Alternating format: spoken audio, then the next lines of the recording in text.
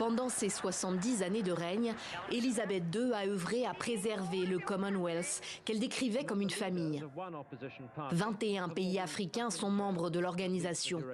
Des anciennes colonies britanniques essentiellement, mais aussi quelques pays francophones, comme le Gabon et le Togo, qui l'ont rejointe en juin dernier.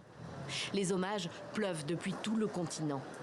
Le président kényan, William Ruto, déclare sur Twitter: J'ai appris le décès de la reine Élisabeth II et j'adresse mes condoléances au peuple du Royaume-Uni. Le leadership de la reine sur le Commonwealth ces 7 dernières décennies est admirable.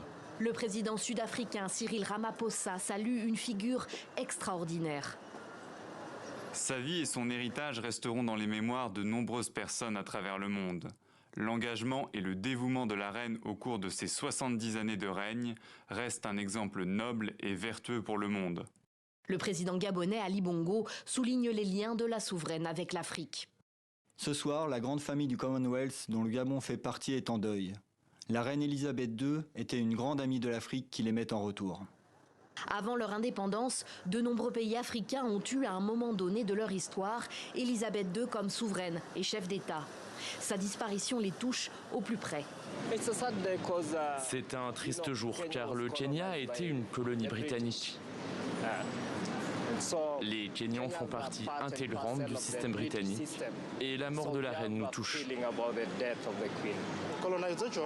Et la colonisation a aussi amené la civilisation britannique jusqu'à nous. Notre éducation, notre religion, tout ça vient des Britanniques. Donc oui, ça compte. Les plus jeunes saluent aussi l'héritage d'Élisabeth II, comme ici en Sierra Leone. La reine est plus grande que la Grande-Bretagne. Elle a donné l'exemple au reste du monde. Lorsqu'elle a visité la Sierra Leone dans les années 60, au lendemain de notre indépendance, je n'étais pas né, mais on m'a appris à l'école que sa visite a marqué un virage dans l'histoire de notre pays.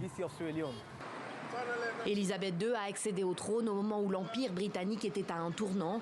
La souveraine a réussi à accompagner les indépendances et à maintenir le lien avec les anciennes colonies. Ce pourquoi nombre d'Africains d'aujourd'hui lui sont reconnaissants.